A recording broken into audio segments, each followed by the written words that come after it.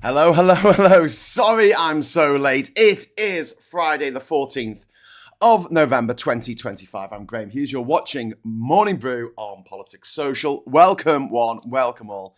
Very sorry. Graham fell asleep.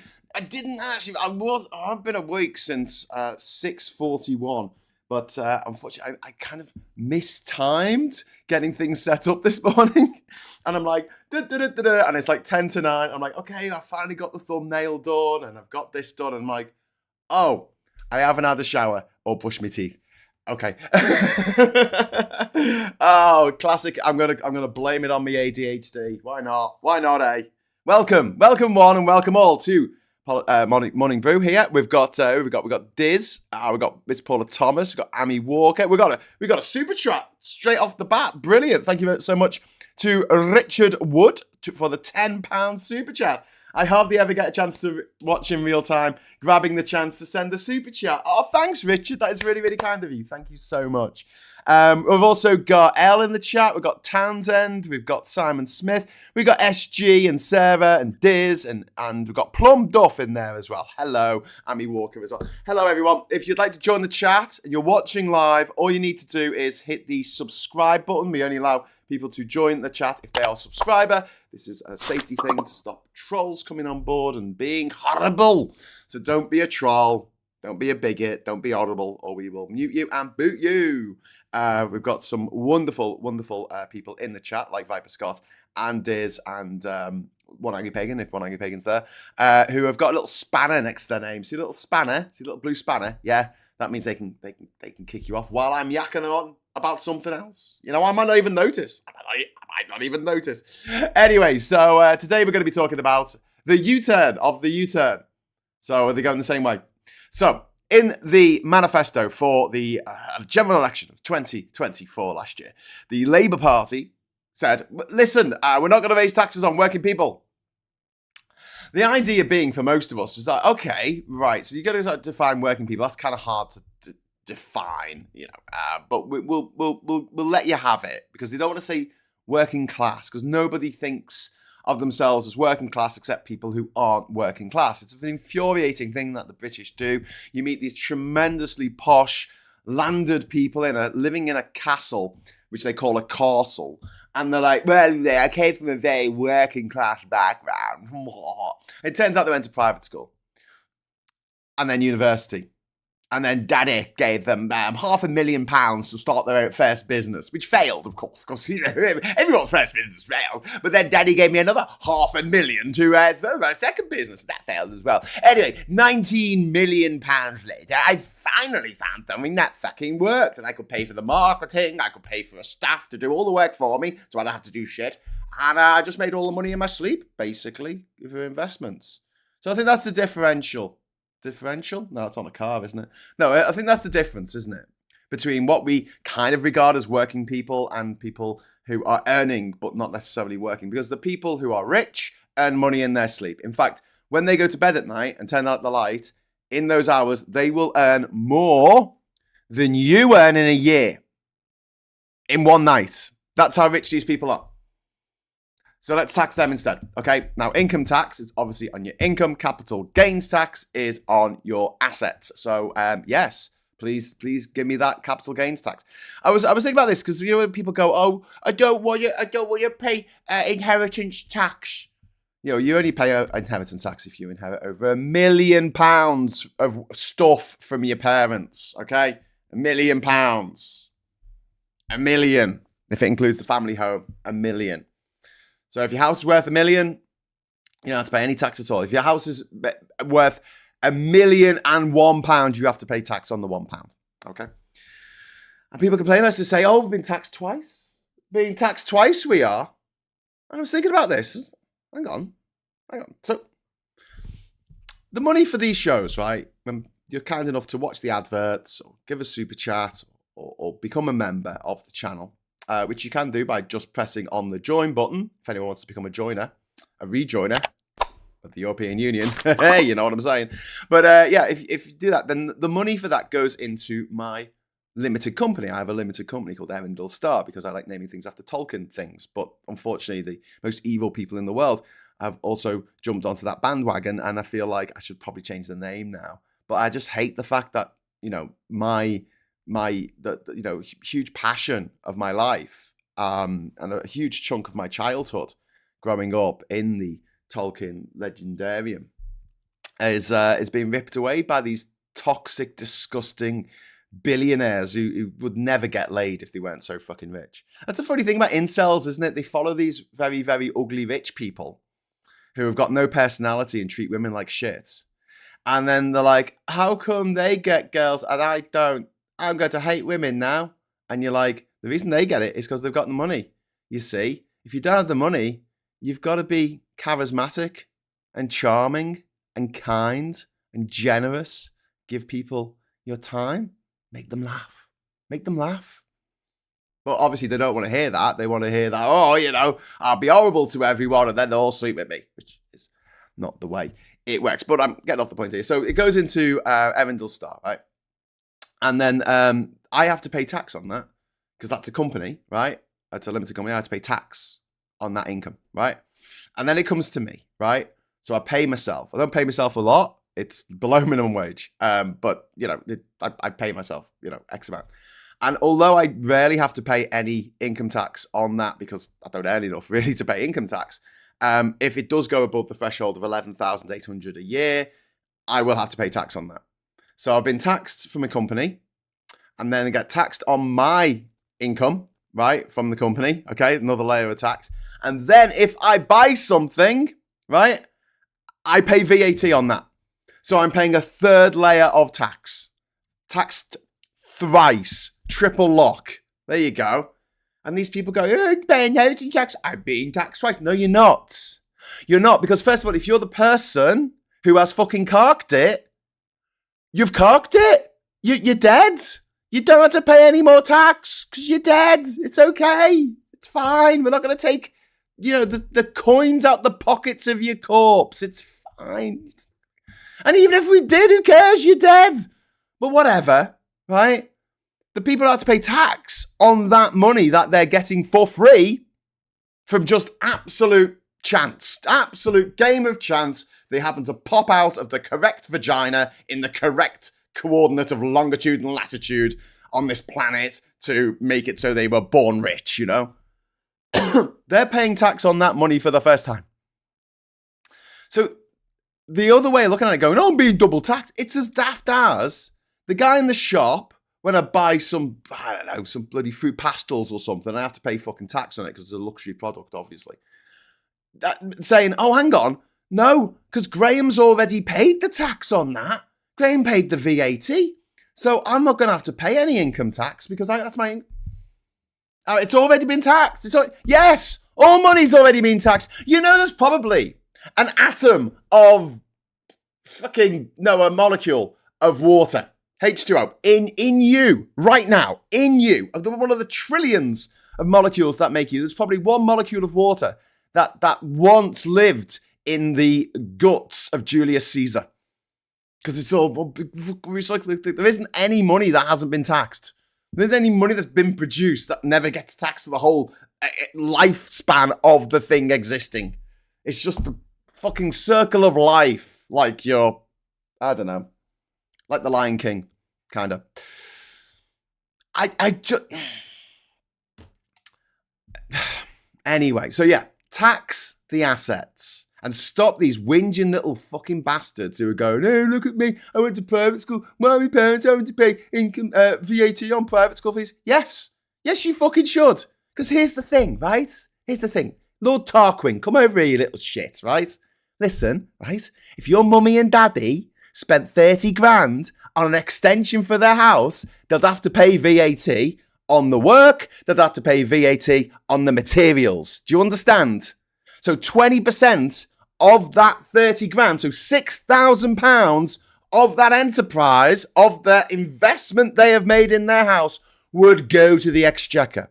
But £30,000 for a year's learning in some posh borstal, some fucking boarding school where people learn to be the most horrible versions of themselves. Obviously, some escape, relatively unscathed, and are all right. As I keep saying, some of my friends went to private school. They turned out all right, but they are the minority.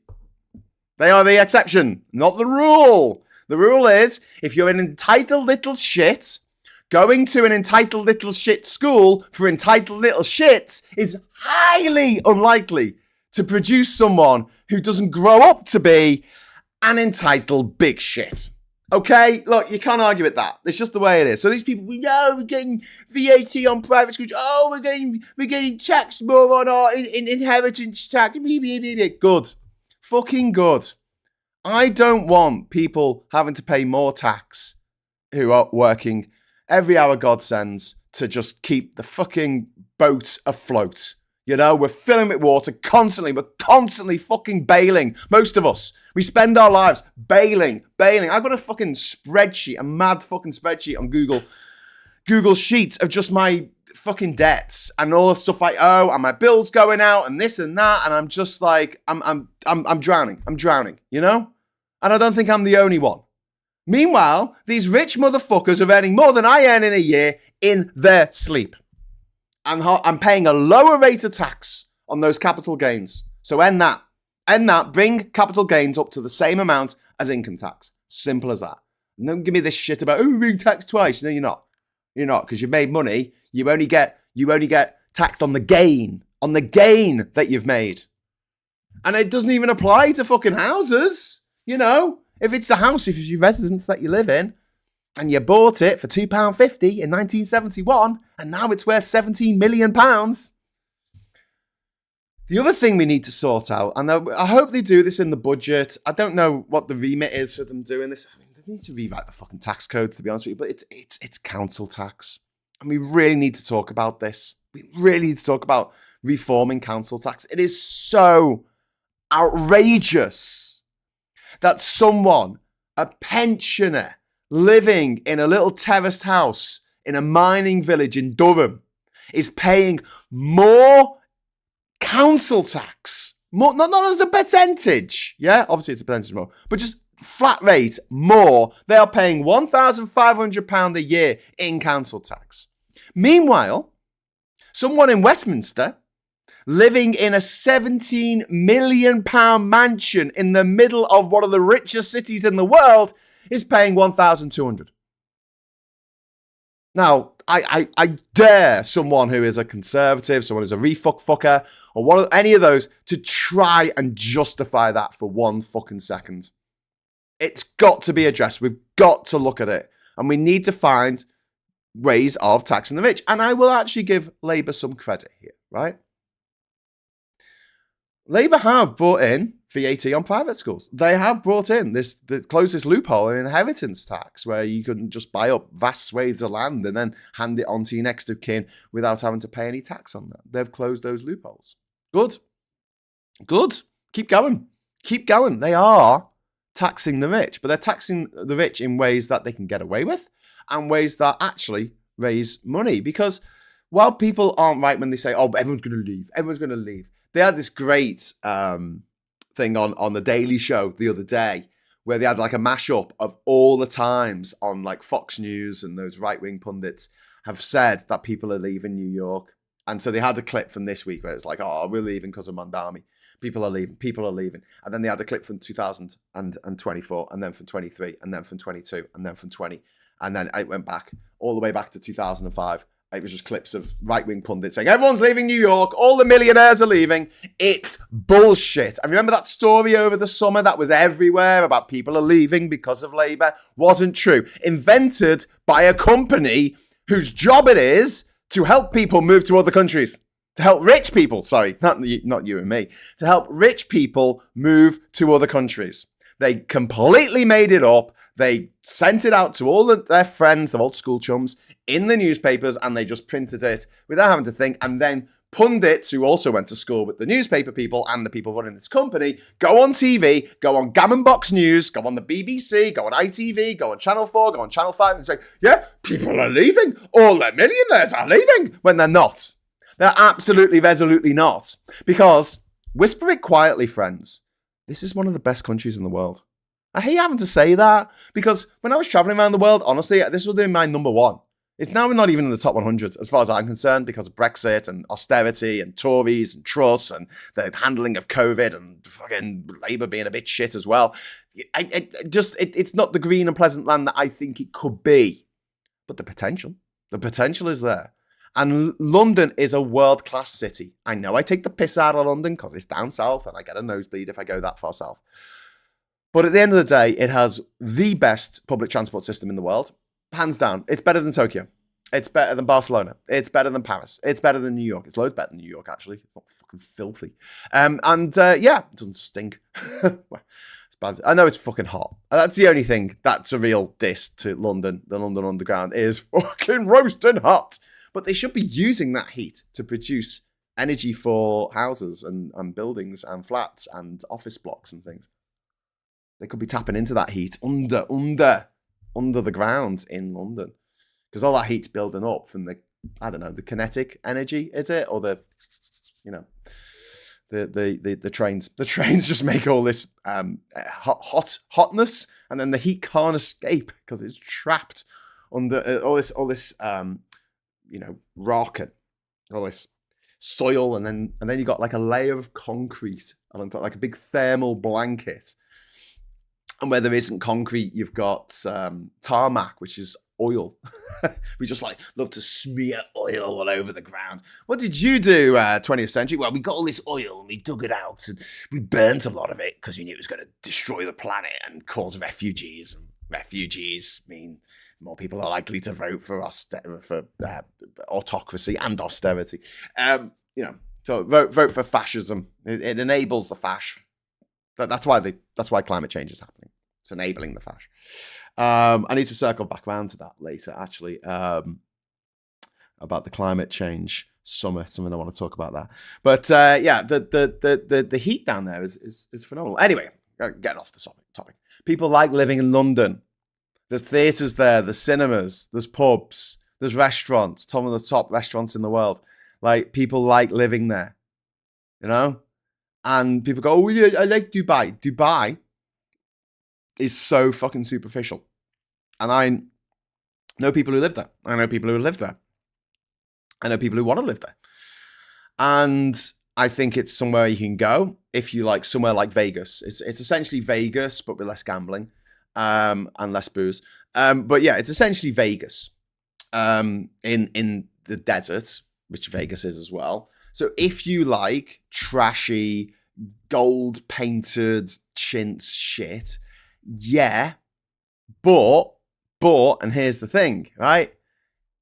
Say you're a big fan of, I don't know, Radiohead, Muse, Ash, the Village People, Pulp, The Cure, the Wolf Alice, Churches, I don't know, what's her name? Taylor Swift. If you're a big fan of Charlie XCX or Olivia Rodrigo or Gracie Abrams, how likely is it they're going to play Dubai anytime soon? Eh? The Dubai Academy, the Dubai Apollo. It's not going to happen. There's no culture there. The comedy nights are shit. There's nothing cultural there to do.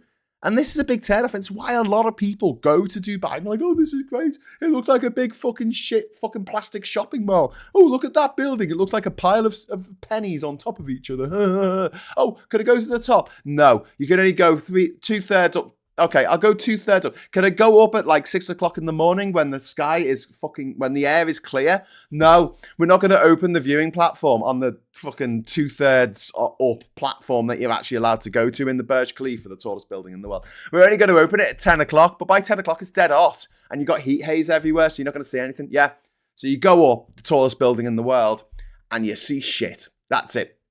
You don't see shit. Do you see shit? You don't see shit. Because the heat haze, it's just looking through a dirty window. You're like wiping the window, going, can't see. Let's have a look. You wipe the window and nothing. It's just fucking blank. It's like imagine a sort of brownish mist. Great, good job, Dubai. But yeah, people come home. People come home because they miss the culture. They miss being able to see their mates. They miss going the local. They miss the normal things that normal people enjoy. You know, if you're posh, if you're rich, you miss the gentlemen's clubs and all that bullshit and all the sex fucking dungeons that are down in London. You don't really have them in Dubai. I mean, I'm sure they exist, but it's a lot more ropey. You know, if there's a police raid in a sex dungeon in London, you'll probably get away with it, especially if you're a lord. Because you can just, you know, give the Met a bung. But why not get away with it in Dubai? They're funny about stuff like that. You know, you're not allowed to hold hands walking down the street with a woman. You can hold hands with a man, which is a weird thing in Dubai, but yeah, you can.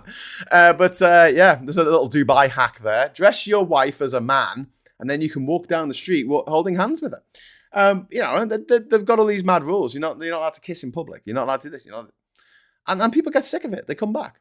So this lie about people leaving, it's fucking bullshit. So tax the rich. Do it in a clever way. Do it in a clever way. So talking of taxing the rich and doing things in clever ways, I would like it if you would, or maybe if you're feeling fruity, maybe if we could try and get some confetti. Oh no, it's not working. It's not working. Why are you not working? Man, it's one of them, isn't it? The goal thing's not working. It's not coming up. I don't know why not. I'm just going to refresh the studio thing. Goal. Oh no, what is happening to me? Okay, I'm gonna have to get rid of that. Sorry, I'm doing internet things. I'll tell you what, right? While I'm doing internet things, I'll bring up the papers here. Oh, we got a super chat in. Thank you very much to Resloy 813. Thank you for the £2 for the coffee from my. Oh, thank you. I'll have a sip of coffee for that. Thank you. That is very kind of you. If you are minded to give a super chat, just hang on for a moment, because we have a technical problem that it's not letting me set a goal. So let me just reset. I'm just resetting, baby. Oh, yes. Connect your encoder to go. I've connected my encoder. God damn it. Right. There we go. Okay. Right. Let's see if this works. Super chat. No. Okay. Party. I can write how I'll celebrate. Okay, I started the goal, but I don't know what I picked on. 10 teal super chats. I don't want 10 teal super chats. Oh my god! So the options aren't coming up on this. Goal amount. Okay, super chat color. Okay, right. Well, I'll just leave it at that. I'll just leave it. It's teal. I think that's £2 and up. Sorry, I got it. Wouldn't show. I wish I could show you what I could see. It wouldn't show what the different options were. It was just coming up with blank drop-down boxes. They were just blank. So there you go. And I wrote party. Okay, right. So I hope you had fun reading the newspapers while I was doing that. We will circle back around to the newspapers in a moment. It's come up now, says Martin Harrow. Thank you. Thank you, Martin Harrow. That's very kind of you. Did it register? No, it didn't. It's still at 0 out of 10.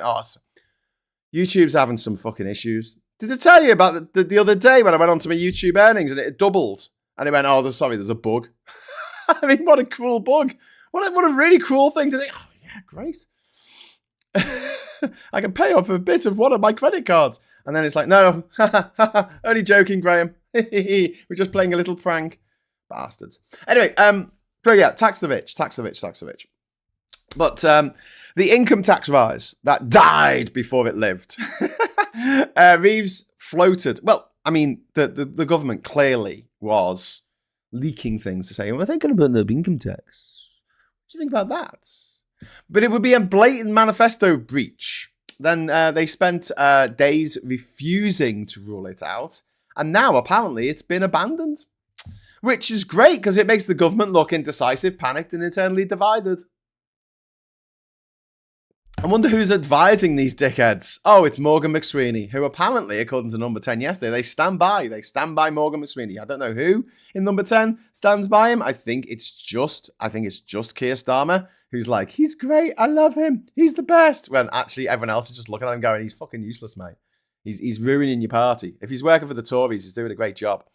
I went to Las Vegas once to visit family. When I stepped outside, it felt standing on top of the sun. I much prefer living here in San Francisco. Are you going to San Francisco?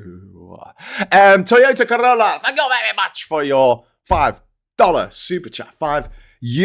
A Lincoln, is that to go? A Lincoln lawyer is someone who works for $5. Ambulance chaser. Viper Scott, thank you very much for your £5. Thank you very much. To start the go. Got a Churchill from Viper Scott, thank you. What do you think about the doctor's strike? Says Wheels of Darren. Wheels Darren, thank you very much for the super chat. I don't know. I feel like the doctors have been badly done to by the Tories. You know, they didn't get a real wage increase for years. And then finally Labour get in and they negotiate quite a substantial pay hike. And so now I think it's going to be a lot harder to get the public on side with this strike. I think in the past, like in last year, when doctors went on strike, it was easier to get the public on side because they could say, look what we were earning in 2003, look what we're earning in 2024. This is ridiculous, you know. Then the cost of living has gone up. Everyone knows that. The cost of rent has gone up, and electricity and gas and food and supplies, everything. The cost of everything has gone up. Cost of everything. It's just it's a bit grim, to be honest with you. And again, like with the private schools, I've got very close dear friends who are doctors, right? And I feel for them, some of them anyway. Some of them are doing really fucking well. They don't need the extra money, but I'm a little bit torn on this. I would, if I was advising the doctor union, I would advise against it at this juncture, at this point, when people are really feeling the pain of the increasing in cost of living. I don't think it's great timing. But then again, I suppose if I was to talk to a doctor, they'll tell me that, you know, well, that they can't afford to wait. You know, you got these young doctors now who are graduating with these massive amounts of debt, which is ridiculous. Like, if someone wants to be a doctor and they're smart enough to be a doctor, we should pay for them to be a doctor. End of. They shouldn't have to pay for that. That's a public good. We need doctors, okay? If they're that smart, they could be a lawyer and make loads of money being evil for some evil corporation, you know, getting them off the hook, making it so they don't have to pay tax or be responsible for the victims of their corporate malfeasance. But, you know, medical staff, medical professionals, I think we should pay for that. But you've got these kids graduating with £50,000, £60,000, £70,000 worth of debt, and then they're paid peanuts for many years. As a, they're not called junior doctors anymore. They're called something else. Someone's gonna tell me. But yeah, we don't use junior doctors anymore because it makes it sound like they're not fully qualified or something when they absolutely are. But yes. So yeah, my advice to the doctors, for what it's worth, not that any doctor's going to listen to me, is like, I wouldn't go ahead with this. But you know, I hope that the negotiations come to something for everyone to be happy with, I guess. I'm a lover, not a fighter. Ms. Paula Thomas, thank you very much for the £5 super chats. It's F this morning. Has Morgan McSweeney got a second job at YouTube? I don't know, Miss Paula Thomas. But we've had 5 super chats, and the super chat total's only on 2. So I have no idea. I have no fucking idea why it's only on 2. Maybe if you give more than £2, it doesn't make the super chat fund go up. I don't know. But don't worry about it. We can live without confetti for one day. If you fancy giving a super chat because you like what I'm saying or whatever, or you want to correct me, please do. They say that you should always make a mistake when you're doing your TikTok video, because you'll always get loads more engagement of people correcting your mistake. To make a mistake on purpose. Use where instead of where. Use there instead of there. Nurses and doctors should sign up to work for the NHS for a period and not pay for their education. Yeah, couldn't agree more, Martin. Couldn't agree more. Resident doctors, thank you. Thank you, Viper Scott. I knew they had a new name Graham super chat shenanigans. Oh, could we do that as a show? We'll call it Graham's super chat shenanigans. Does anyone want to do a politics sleazy quiz again? That was quite fun, wasn't it? Should we start doing some sleazy quizzes on the run up to Christmas? We did them last year. Does anyone want to do that? We'll have a big sleazy quiz of the year at the end of the year. If you'd like to see that, let me know in the chat. If you can't be arsed and go, I fucking hate your stupid quizzes, then don't worry about it. We banged suspen lids on a Thursday night while NSS staff put their lives on the line. Now we're quibbling. Pay them, in my opinion, says Simon Smith. Yeah, I agree. I agree. Training contracts is not different. It's not different. It's not difficult, says Diz. And you're right, Diz. And Simon's right as well. You know, we really need to not just value doctors and nurses and healthcare professionals more. We need to make them know that they are that they are valued, because they really, really are. We rely on them. We put our lives in their hands. And I don't want to be looked after by someone who hasn't slept for 7 weeks because the hours that they have to keep, and just to pay pay the rent on the house that they're buying for somebody else for some reason. Test for the goal, has it increased? No, Wheels of Darren. It has not increased. It's still on 2 out of 10. Listen, just don't worry about it. Don't worry. Oh, sleazy quiz, says Liz Allen with $5, which actually made it go up. It made it go up. The $5 made it go up. Okay, but we've only had one other, which was Toyota Corolla, giving $5. Okay, I no idea. I've got no idea what the fuck is going on with the target. It said it has to be teal, and I don't know what that means. I don't know what teal means. I don't know how that affects things. But thank you very much to Liz Allen. You definitely made the target go up to 3. Anyway, we're supposed to be talking about Rachel Reeves and the big U-turn, the big straight on. The big round the roundabout, an extra time, and then off. You know when you miss you, or when when you're turning right on the roundabout and someone nips in on the outer lane, coming in from the top. Oh, I fucking hate that. And you're like, excuse me, I'm trying to get off the. And you have to go round an extra time. Oh! God, I've said it before and I'll say it again. Driving in cars turns us into fucking toddlers. How do you know? And if anyone does anything that is mildly annoying, that's it. You're in a rage for the rest of the day. You throw a tantrum. I do it as well. I'm like, you won't let me off the roundabout. Anyway, so we've gone round the roundabout 17 times, and now we're finally going the same way that we started. Yes, we're going in the right direction, I hope. I don't know. But this is the leadership panic, right? That triggered the U-turn. But Downing Street's bizarre "will fight any challenge" briefing made Starmer look weak. Not strong, and it emboldened the rivals against Starmer and, against Morgan McSweeney, who they've said they're standing by, which I don't understand. Look, if we replace the Prime Minister, that is a massive ball ache, okay? It just fucking is. I know, I know a lot of us are thinking Starmer's not doing a great job, and he's not doing a great job. Labour have lost so much goodwill. They have lost so much on the polls. Starmer is currently polling less favourably than Liz Truss. Fucking Truss. I mean, for fuck's sake. Okay, I get it, right?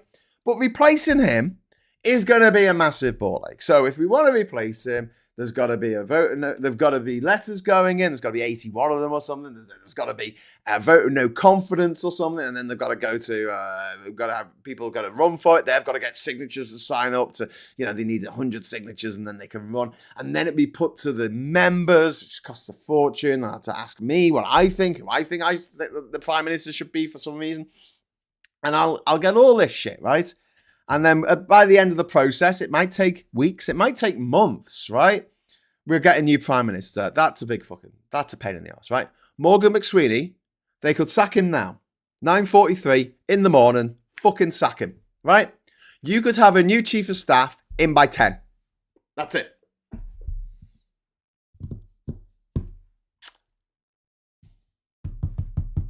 Hello? Hi, I'd like you to be my new Chief of Staff. Okay, cool. See you in 10 minutes.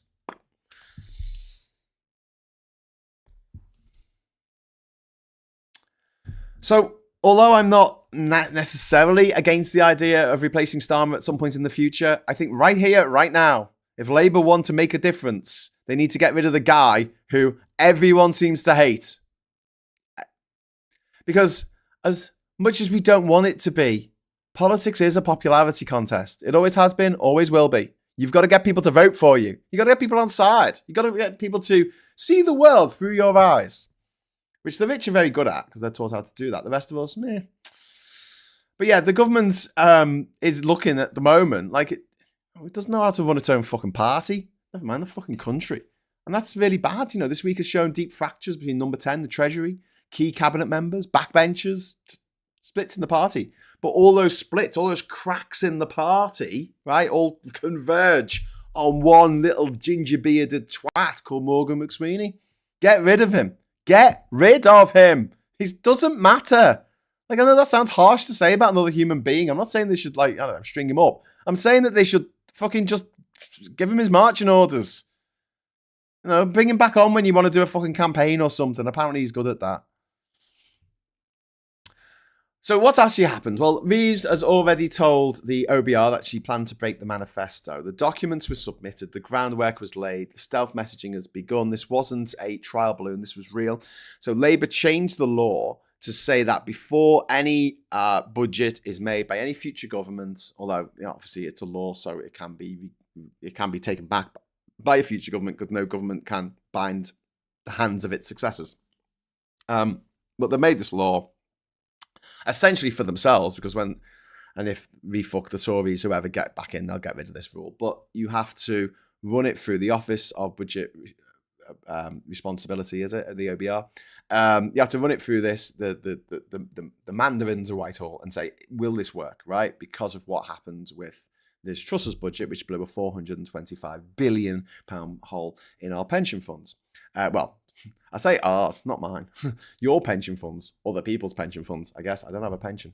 But the FT leaked the plan. MPs revolted. The press pounced. The markets began reading the runes, and it's forced this what looks like an emergency rethink, as reported in The Guardian today.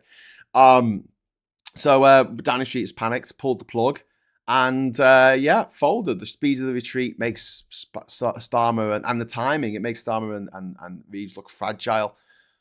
But, the threes on thresholds will remain. Millions will pay more without a single tax rate going up because the thresholds of wherever they're set. But this is just really, I don't know, bad timing for something that me and Phil, and I think James O'Brien said he'll be very surprised if they do actually increase income tax. I said that I'd be really surprised unless they just do it for the top earners. I can't see them putting up income taxes. It's just going to be an absolute fucking a huge political headache for them. Why would they want that? Viper Scott, Graham, thank you very much for the £2. Graham, so who would you want to replace Starmer? Stephen Flynn. No, that would be good. Zach Polanski. From Labour, I like Darren Jones. I like Johnny Reynolds. I like I'm trying to think of who's not like problematic, who doesn't have any baggage, who is the press least likely to be able to get some dirt on. Chris Bryant, I think he's fantastic. I think whenever he talks, he's very engaging and he's good at getting people on side. And he's a friendly, affable face. And I'd like to have a gay prime minister. Thank you very much. It's representing the LGBT community there. Maybe things would change for the attitude of Labour towards trans people. I am going to go off on a little bit of a tangent now, okay? Because tax is boring. Yesterday at COP30, the talks about climate change mitigation were derailed by an argument over gender. That actually happened. And it's not surprising that it happened. And I'll tell you why in a moment after I thank Ms. Paula Thomas for the £5 super chat. That's very kind of you. The trouble is the party leadership has a very southern and prejudiced view of Northerners, which Blair, being from a northern constituency, did not. Ooh, yeah, maybe. Maybe that's the case. Maybe that's the case. I think that losing Angela Rayner was an absolute fucking disaster as Deputy Prime Minister. I thought she was really good. Not streeting, says Kirsty. Yeah, that thought, that balloon-faced see you next Tuesday did not even enter my brains. Jones and Reynolds both show potential. Chris Bryant, wonderful, but in 60s and has had health issues. I didn't know that. That's quite sad. I didn't know he'd had health issues. I do like him though. He just comes across as really affable, you know, when he's on TV, and he's not a slimy, you know, person. Although, I mean, if Johnny Reynolds got it, that'd be fantastic. I'd have the Prime Minister's fucking number in my phone. That'd be awesome. I'll see if I can get the collection. See if I can get all of them. Ed Davey. I've already got Zach's. Yeah. Give him a call. Hey, party leader. How's it going? Why stop calling me in the middle of the night, Graham? You fucking weirdo. Yeah, but I just had an idea for what you could do with the... yeah. Anyway. So this was a story that came out yesterday. This was a row in COP30, which is being held in Berlin over in Brazil.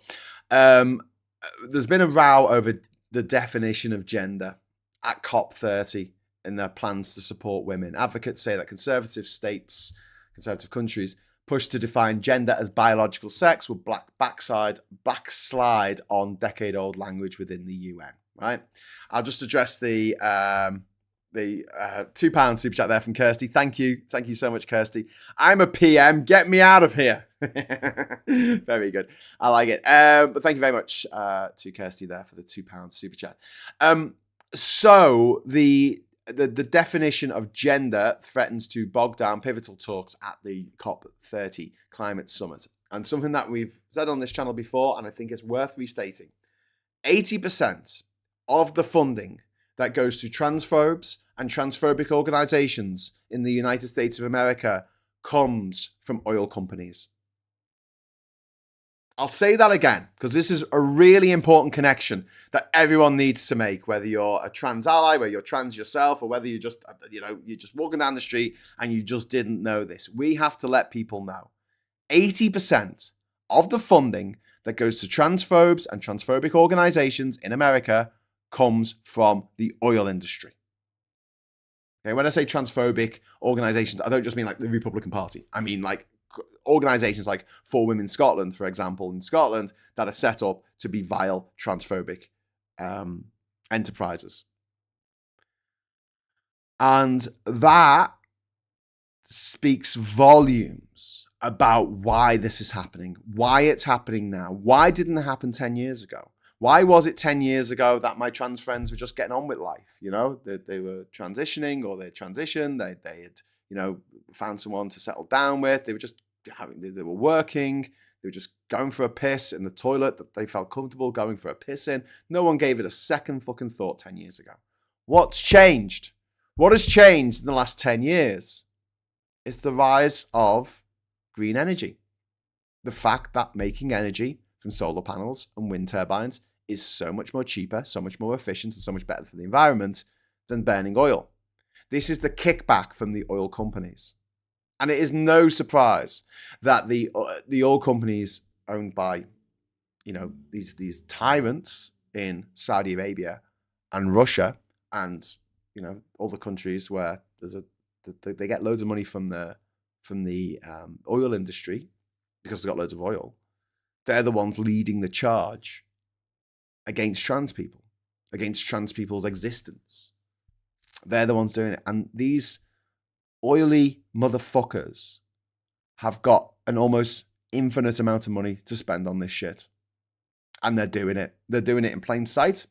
They don't care who sees, because they want us to be all arguing over this absolute bullshit, instead of, you know, should we take rights and dignity away from trans people? No. Okay, that was a great conversation. There you go. There's the debate.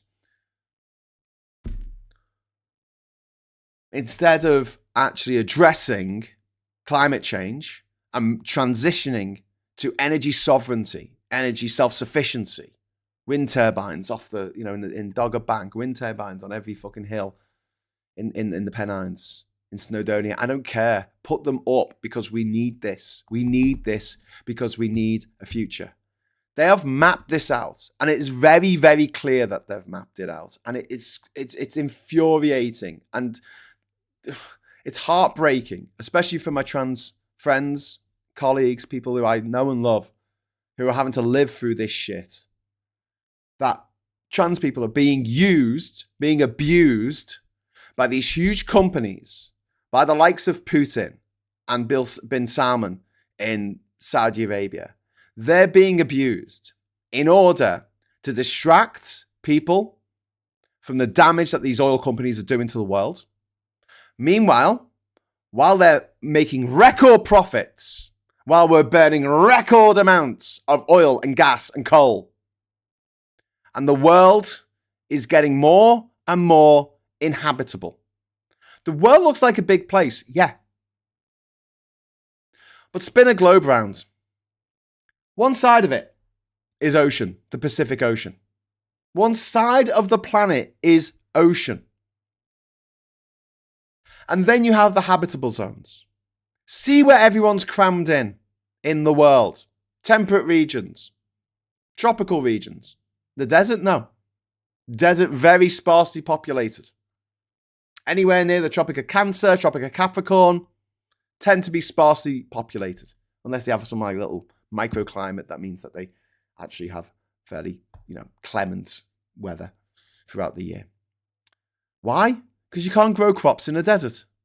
You just can't. One of the big problems they've got in West Africa at the moment, and one of the things leading to the instability there, is desertification. The Sahara's getting bigger every year. Into Mali, into Burkina Faso, into Niger. Where are these places becoming unstable? The places where climate change is happening. So these oil companies are spending loads of money to demonize trans people, to distract people from the fact that they're destroying the planet. Why? It's not just for money. If it was just for money, that would be bad enough. But it's not just for money, is it? It's for authoritarianism. Because they know that when desertification takes hold across Sudan, South Sudan, Ethiopia, when people can't live where they're used to, because half the population of Bangladesh live below sea level. When that happens, when they all put that all together, right? What are you going to have? 1 billion refugees. Where are they going to go? They're going to go to the temperate regions. Because they can't live where they want to. The whole point of refugees is they want to live somewhere where they were born, but they can't live there because of war or famine or pestilence or human rights abuses. But you're going to add to that climate change. Where are all these people going to go? There's 56 countries in the Commonwealth. All of them have a tie with the UK. Where are they going to go? And then they come here. Fucking great. I like having people from other countries coming here. I like being an international country. I don't believe that we should have borders in the way that people think that we should have borders. I think humans should be free to roam within reason. And you put in an application and you say, yep, you can come here. That's great. That's not the same as having open borders, by the way. But it's open enough. Yeah, anyone can come and live here if they want. Just tell us what you want to do and, make an application and we'll say, yeah. That seems fair to me.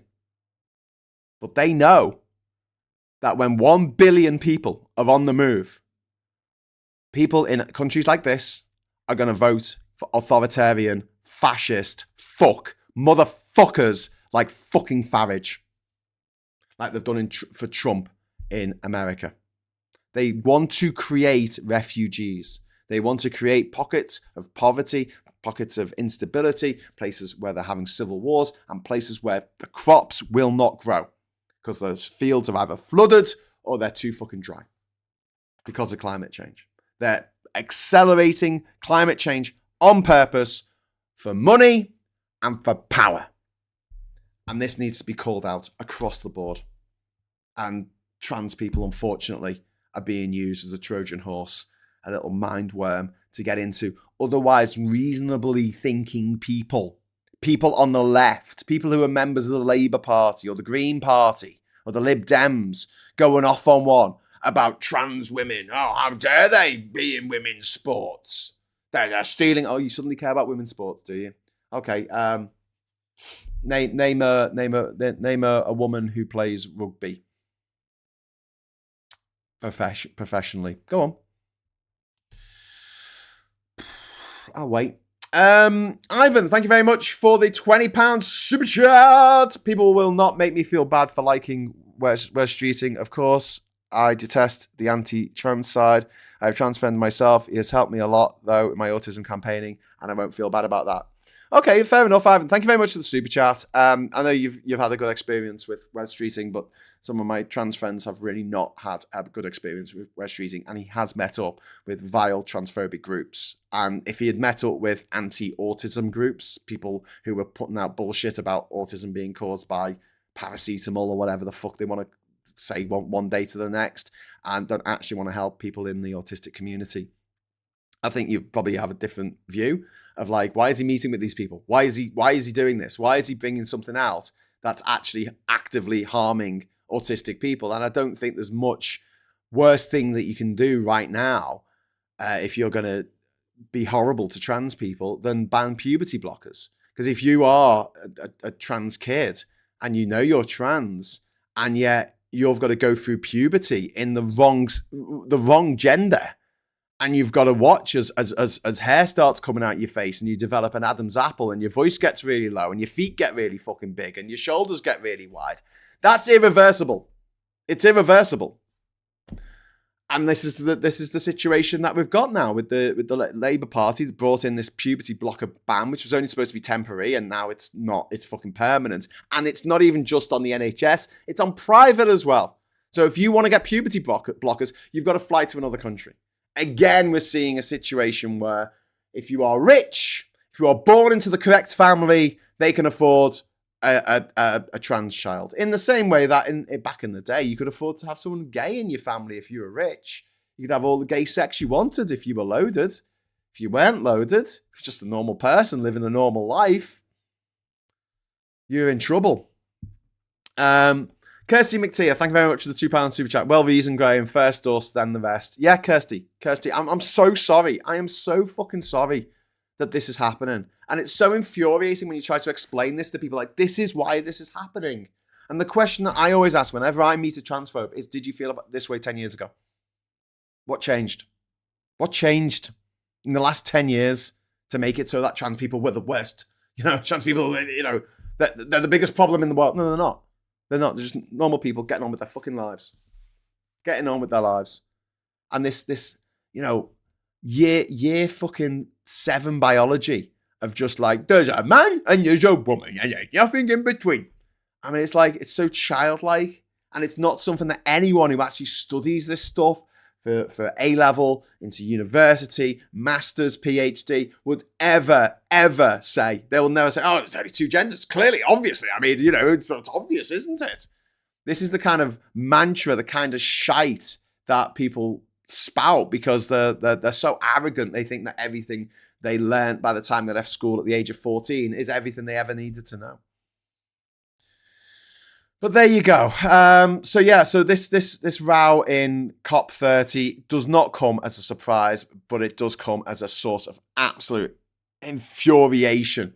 I did a whole show the other day about how fucking useless COP was because of the way it's been set up as a consensus thing. And now this push for defining gender as biological sex can fuck the fuck off. Absolutely fuck the fuck off. Biological. Okay, well, let's have a look at the brains of trans people, because they are actually different to the brains of cisgender people. So yeah, that's biology, isn't it? It's the structure of your fucking brain. You get much more fucking biological than that. Yeah. Ivan says, I speak as I find. The Tories ignore me on autism issues year after year. Please do not portray me as uncaring. No, I don't think you are uncaring, Ivan. And I'm glad that he's helped you in that respect. But I also understand that there are trans people watching this who are incredibly upset with what Wes Streeting has done and said, and the people that he's met as well. And that's why, you know, I used to quite like Wes Streeting. He came across quite well on the TV. He'll take the knobheads when he was on the politics show or Question Time or something. He put people down, and he's gay as well. So obviously have a little bit of affinity with him. But I don't know if I can get past the fact that he is the health secretary and some of the decisions he's made on health have negatively impacted the community that I personally care deeply about.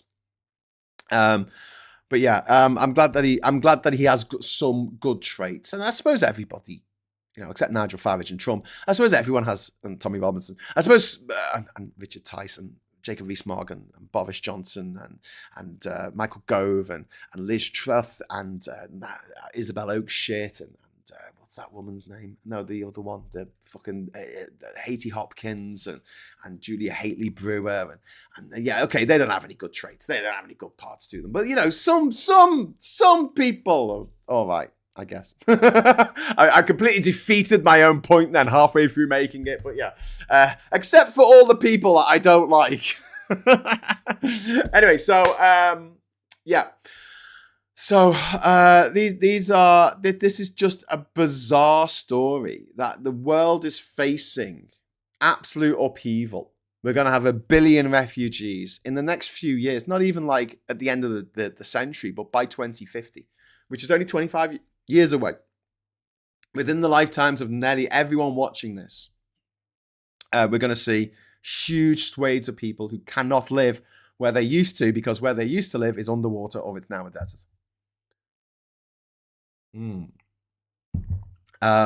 So yeah, to derail these talks because of trans women going for a piss in the toilet where they're least likely to get beaten up or sexually abused.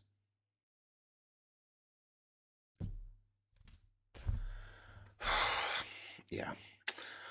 Oh, stop the world. I want to get off. Okay. Anyway, so just to go back to the income tax thing. Can we just talk about sort of some of the options?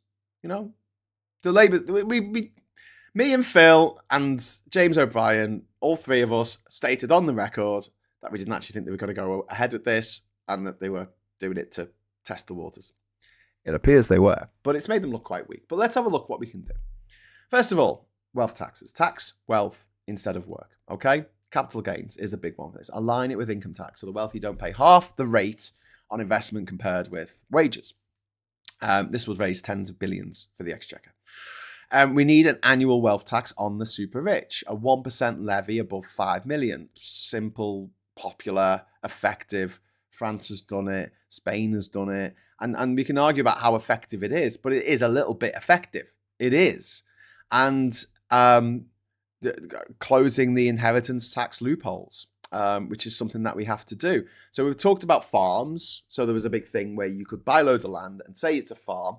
It could be a grouse moor and you could say it's a farm. That's how mad the rules were. But there's also something else, which is trusts. Okay, not trusts. Trusts are set up so that the wealthy can give money to their kids without having to pay inheritance tax on it. This is something that needs to be looked at. I really think that this is something that the government could go after and say you can't just because you're a multimillionaire doesn't mean that you can gift your kids all of your money when someone who's not a millionaire, has to pay X amount of inheritance tax, right? We also need to end the non-dom scandal properly. At the moment, non-doms can still shelter wealth offshore, and we need a residency-based tax system. A residency-based tax system. You can't, if you live here, you pay fucking tax here. I can't adequately explain using human words, or maybe if I knew another language, I could explain it in that more passionately, more effectively. How much it fucks me off that the woman married to the Chancellor of the Exchequer in 2020, when we were facing the biggest crisis of our lifetimes, the COVID crisis, when we were all told to stay at home. People lost their jobs, people lost their income, people lost their savings, people lost so much, people lost their lives during that period, right? And you had the woman who was the wife of the Chancellor of the Exchequer living in number 11 Downing Street, right? I can't get across the gravity of this situation. This woman is living in number 11 Downing Street. She is guarded 24/7 by the Metropolitan Police, by the Secret Service, by MI5. They have a fucking great big gate at the end of the road, which I've had since the 80s because the IRA were blowing shit up. You can't actually stand outside number 10 and get a photo like you used to be able to do. She is living there in Downing Street, in the middle of London, the capital of England, the capital of the UK. And she is claiming a tax loophole, which means she only has to pay £29,000 a year when she is worth over £500 million.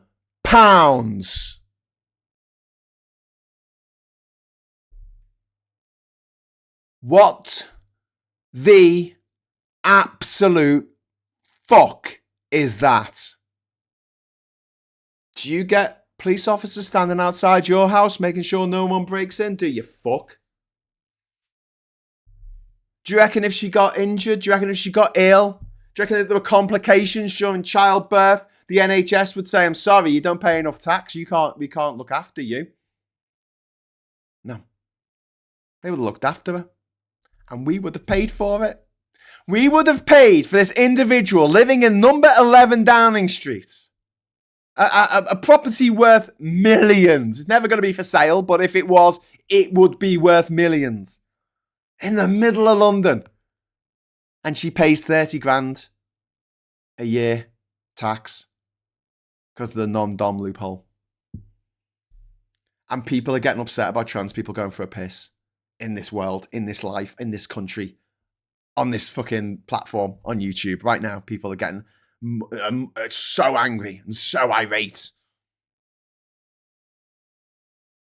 And this just happens. And you say, let's tax them. And they go, no, you can't do that. They'll leave. Okay. We'll do without a 30 grand then. Because I'll tell you this now, it costs more than 30 grand to put a fucking police officer outside her fucking house. She cost us money. We paid for her.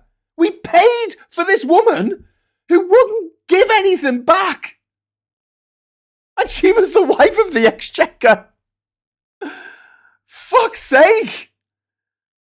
I know I go off on rants sometimes, but this is the one that just absolutely fries my noodle. And it fries my noodle that anyone can defend that situation. You've got Kemi Badenoch standing up in the House of Commons and going, you know, they're closing this non-dom tax loophole and that's going to make all these millionaires leave. Fine! Let them leave because they're just costing us money. It's our roads they're using. It's our sewers they're flushing their shit down. It's our hospitals they're clogging up. When they've done too much cocaine or whatever rich people do. They've eaten too many fucking oysters and, I don't know, bitten to a swan the wrong end. I don't know. But they cost us money. Get rid of them. Fine. Fuck off. Pay tax or fuck off. That should be the fucking mantra. Not these people who are desperate to work, coming over here in small boats, risking their lives. And we say, you can't work. You can't pay tax. I'd like to work and pay tax, please. No, we're not going to allow that. Why not? Oh, well, because that's exactly what they'd expect us to do. That'll show them. And we need a proper tax on land value. Phil talks about this all the time. A proper land tax. This stops speculation. It rewards productive use. It raises stable revenue. A land tax. Proper tax on land value. Annual tax on unused second homes. Encourages housing supply and raises revenue at the same time. Replace council tax. I've mentioned council tax many, many times on this channel. The current system is based on a drive-by A drive-by evaluation of properties from 1991. That was 34 years ago. I don't mean to make you feel old, but that was 34 motherfucking years ago. Ms. Paula Thomas, thank you very much for the £10 super chat. That's very, very generous of you. The trust thing works. You set up the trust into which you pay some money. You get the income from the trust, or maybe your kid does, but you have to do it within at least 7 years before your death. Yeah. If you've got the money. L says the building complex in Dread, build that and I'll live there with all the trans people, self-sustainable. We'll be out the way, leave us alone and give us some peace, says L. I wouldn't want to live in the building complex from Dread. It wasn't luxurious, was it? I'd much rather my trans friends could just go out and just have a nice life. Go to the shop. Go to the pub. Join in the pub quiz. Just normal shit. Without feeling like, oh my God, these people are out there and they hate me for who I am. That's what I want. I try not to dwell on this too much and other stuff that's going on in the world because I just get a bit demoralized, to be honest with you. When I'm talking, not to you, obviously you're smart enough to watch this channel and be kind and generous and thoughtful. But when you talk to people who regard themselves as left-wing, they're the ones who really fucking fry me noodle. They regard themselves as left-wing and yet they are violently transphobic. I say violently because their transphobia leads to violence. It's as simple as that. So where were we? So I've mentioned taxing wealth instead of work. I've mentioned ending the non-dom scandal properly. Also land and property reform. How about fair corporate taxation? Okay. Stop the race to the bottom. Raise corporation tax modestly or at minimum stop cutting it, you know? Crack down on profit shifting by multinationals. Require companies to declare profit where they are earned. And put windfall taxes on energy giants. Windfall taxes, just fucking do it. So, okay, you've earned all this money. Well, I'll tell you what, instead of giving all that money that you've made from your dirty fucking oily shite, instead of giving that to transphobia groups in the United States, how about you give it to the Exchequer so we can spend it on, I don't know, giving people gender recognition certificates. That'd be nice. So yeah, but yeah, the race to the bottom with corporations is maddening. If you are a multinational corporation and you have any business in the UK, you pay fucking tax. That's it. Close the loopholes.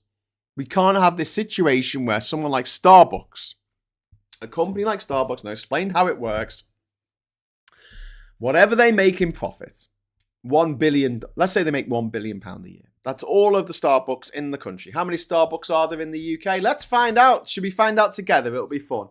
How many Starbucks in the UK? We have, fuck me, we have 1,421 Starbucks chains. They set it up so however much money they make, that's what they've got to pay for the rights to use the Starbucks logo. They've got to pay that to an American company that's part of the umbrella of corporation of Starbucks. They need to pay for the right to use the logo on all the coffee cups and on the outside of the shops, right? That's exactly what you earned. Funny that. So here's the thing, right? If you have a little mom and pop cafe next door to the Starbucks that does a really, really good hazelnut latte, right? Really fun. People come from far and wide for your hazelnut latte. You have to pay tax. You have to pay tax on your earnings. You have to pay VAT. You have to pay all that shit. You know? Starbucks, they'll find a way around it because they're big and ugly enough. Close those loopholes because otherwise we don't have an even playing field. Why is it that a megacorp like Starbucks can set up anywhere and pay no tax, and the little greasy spoon diner next door can't make a profit anymore? Profit on any of which would have to pay tax on. Why do they have to pay tax but the big boys don't? How is that fair? How is that equitable? It's not. And let's not forget, Starbucks isn't even a British company. So let's sort that out as well. We're going to have all these nutters going around, putting flags up on lampposts, bringing down the house prices, which they do. It's causing trouble. Going, no, you don't have any foreigners coming here. Let's say, hang on. These foreigners are doing a lot of good. These foreigners are working in the NHS. These foreigners are doing like loads of amazing stuff around the country and building a richer tapestry for our place. Do you know which foreigners aren't doing any good? The foreign companies. The foreign companies that come here and just take money off us and don't pay any fucking tax. Take our hard-earned money off us that we've already paid tax on, maybe twice, maybe 3 times, and then they just keep everything to themselves. Yeah, that needs to be looked at. We also need to, talking of VAT, we need to reform exemptions and grey zones when it comes to VAT. Digital services in particular, luxury goods, certain professional services should not be effectively zero rated through loopholes. The luxury goods one, just that is one that is just fucking nuts. Value-added tax came about, I think it was like the turn of the 20th century, I think, when they first started doing it. It was a luxury tax. It was called, I think it was actually called, someone needs to look this up. I think it was actually called a luxury tax. And it was on stuff like brandy and cigars and stuff that you didn't need, stuff that only the rich people really consumed. And so to come full circle now where we have VAT on sanitary products, and that doesn't happen anymore, but something that women needed to use every month because of the patriarchy. That's another story. But yeah, they and the Catholic Church. But something that women need to use, women being put into period poverty because they couldn't afford the sanitary towels, tampons that they needed because they had VAT slapped on it. Meanwhile, someone's buying themselves a luxury fucking yacht and somehow avoiding fucking VAT. No VAT on the jet fuel they use for private planes. The petrol that you use, right? When you fill up at the yeah, it's got VAT on it, hasn't it? It's got a lot of tax on it. Jet fuel, no.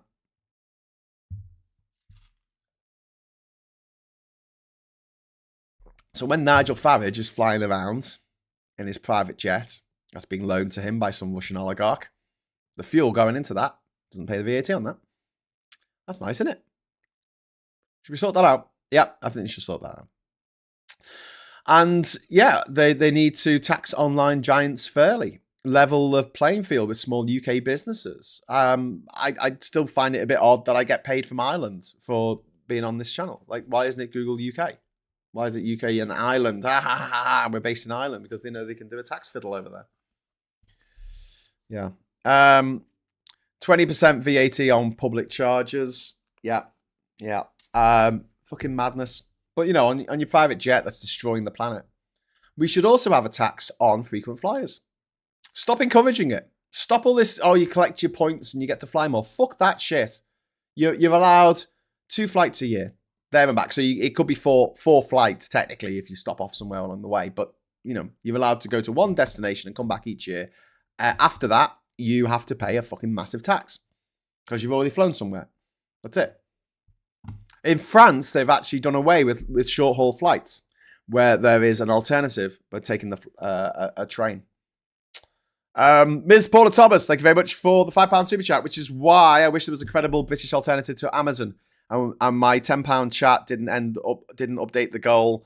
Fucking effing silly. I know. I'm sorry, Paula. I don't know why I didn't update the goal. YouTube's being outrageous. I will get you some confetti. I'll make a little confetti a thing for you, definitely. But yeah, I can't believe that Argos didn't. If I had been in charge of Argos 20 odd years ago, right, I'd have been like, lads, come here, listen. We have a distribution system. We have the catalogs all set up. We've got numbers for each of the products, right? We have all of these distribution hubs around the country. And we have somewhere you go to Argos and they have a big, underground fucking cellar full of stuff. And we can get it to people on the same day. I mean, not for everyone. Obviously, if you're living out in buttfuck nowhere in the middle of the country, on the countryside, then you're probably fucked. But if you're living in a city, Argos could have done that 20 years ago. Same day delivery. because it would just be a case of filling up the van at 5 o'clock at the end of the day and driving it to locally from the local distribution hubs, the Argos stores that were already there. The infrastructure was there. The logistics was there. But what do I know? Ivan, thank you very much for the £5 super chat. I'm autistic, severely mentally ill, extensively physically disabled, and housebound. So I really do have a lot to contend with myself in my own life. Yeah, Ivan, I know. I'm sorry, man. That really fucking sucks, and I really want you to get the support that you need and that you deserve. And you're so kind and generous on this channel, and you do have like really great things to add to the conversation and to the debate as we're talking about these issues, these really important issues of, you know, what do we want the future of this country to look like? But I'll tell you now, what I want the future of this country to look like is a place where people, no matter what they're going through, are given the support and the reassurance and the affirmation that they deserve. And that's not the country that we're living in at the moment. But that's where I want to be. That's where I want to be. As long as someone's not hurting anybody, I don't, you know, it's this thing like, what upsets you more? The fact that people are struggling in their life for various reasons, or the fact that the wife of the Chancellor of the Exchequer was living tax-free in Downing Street, effectively tax-free, when she was sitting on a £500 million fortune. Elle says, Argos was a brilliant business plan. What other store did you have a catalogue in your home? If you needed something, straight to the catalogue. Need something, check Argos before hunting around. Yeah, it was there, Elle. It was there for the taking. But I'm guessing the person in charge of Argos at the time, I don't know if they went to private school, but it seemed really obvious to me at the time. This was 20 years ago. I'm like, why aren't Argos fucking stealing a march on Amazon? Because they fucking could. But yeah, here we are now. And Jeff Bezos is one of the richest men in the world. And he's a twat. Anyway, so yeah. So what have we talked about? We've got 5 on the board so far. So I have made a list. Tax wealth, end non-dom scandal, land and property reform, fair corporate taxation, close VAT gaps, and option F. I'm saying these are options. You could do all of these. You could do all of these. Green revenue to fund green investments. Oh my God. Carbon tax with rebates for low-income households. This drives decarbonisation while raising money and also driving down bills for low-income households. A frequent flyer levy, which I've just mentioned. A massive potential revenue for the richest travellers without hurting ordinary families. Perfect. Just do it. You fly all the fucking time, well, fuck you. You pay more. Windfall taxes on oil and gas reinvested in renewables, and that would be earmarked for climate adaptation, restructuring the grid. Obviously, the grid needs upgrading to accommodate for the new distribution of the power, batteries, and eventually using cars as batteries, electric cars as batteries, and stuff like that. Also, green jobs. There's so many green jobs, engineers who were working on oil rigs being retrained to work on wind turbines. And Labour need to do this. Maybe they won't because they're scared of the right-wing press. Starmer's obsession with looking safe, middle of the road. Fucking hell. I used to make jokes about the most dangerous roads in the world. I used to make jokes. It was a shit joke, but I liked it. It was like, people would say to me, what's the most dangerous road in the world, Graham? Where's the most dangerous road? And I said, well, it could be in Nigeria, and I'll tell them a story about traveling through Nigeria. It could be a lot of places in sub-Saharan Africa that I traveled through. It's pretty dangerous, you know? But you couldn't really get up to the speeds where it would be mad dangerous because the roads were pretty crap, most of the places that I went to in West Africa in particular. I could also talk about the Camino de la Muerte, I think it's called, in Bolivia, which I've taken on a bus. The death road, the young-ass death road out of La Paz, the capital, going down out of the Andes towards the Amazon basin. I mean, that was fucking terrifying. Went down there in 2002. I could talk about that. But what I like to say is, as a bit of a joke, I say the most dangerous roads are in Canada. And people say, why are they in Canada? Is that because of all the ice? And say, no. It's because they've only got one road, and all the musicians are in the middle of it.